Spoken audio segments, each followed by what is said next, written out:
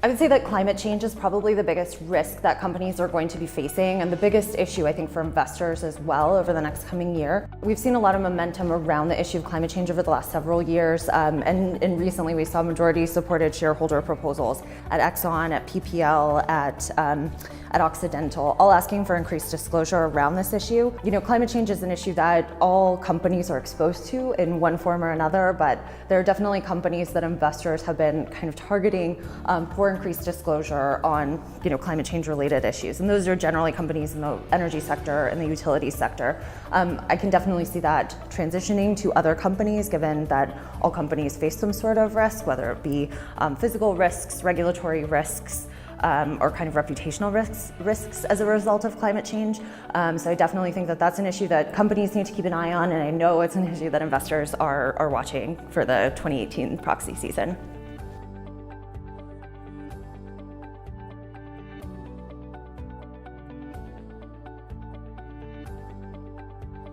Gender pay equity has been an issue over the last several years. There was a majority-supported shareholder proposal at eBay a number of years ago asking them to kind of address how they're closing the gender pay gap. Since that time, this is an issue that's been taken up by a number of tech companies and by a number of companies in the financial sector, among kind of other industries. Those are kind of the most prominent.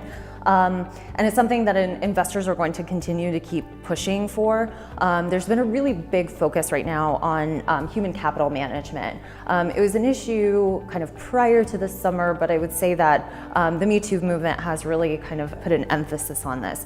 And, you know, part of this is ensuring, you know, equitable pay for men and women, or well, for women.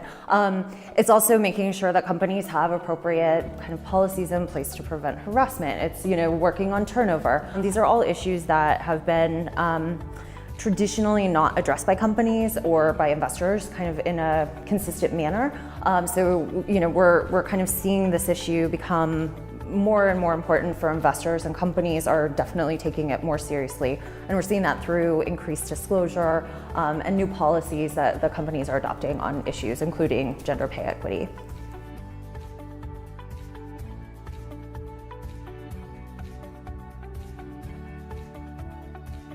I would definitely say that companies are taking issues related to the opioid epidemic very, very seriously. I think they have to, because there are a lot of lawsuits regarding this issue right now.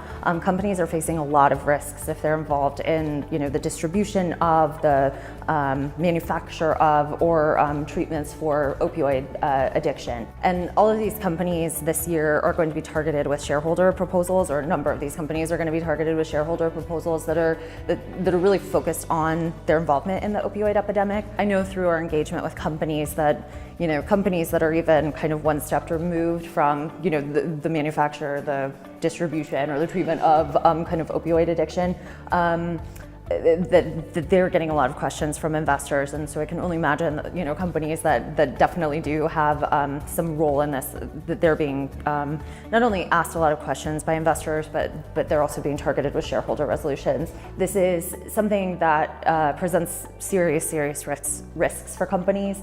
And it's also something that, you know, the government is taking very seriously, that, you know, state regulators are taking very, very seriously. So, you know, I think we're going to see a greater focus on ensuring that the companies are not kind of incentivized to perpetuate this issue.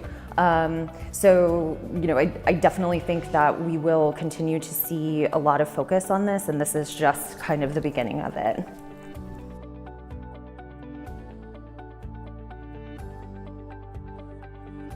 I think the best advice I can give to companies is to engage with their shareholders. Shareholders have a lot of views on this issue, and they've been very vocal about it in recent years. And I think it's really incumbent upon companies to kind of talk to their investors to see kind of where they stand with these issues. Obviously, you know, companies are going to need to do some work internally, and many companies already have, but I don't think all of them are necessarily telling their story very well. And I think that through their engagement, they're going to not only tell their story a bit better, but they'll also kind of help investors understand how they're operating, what they're doing, and they also might get a lot of really, really valuable input from these investors. You know, mainstream investors are very, very focused on this issue, on issues related to CSR, the environment, all of those types of ESG related issues.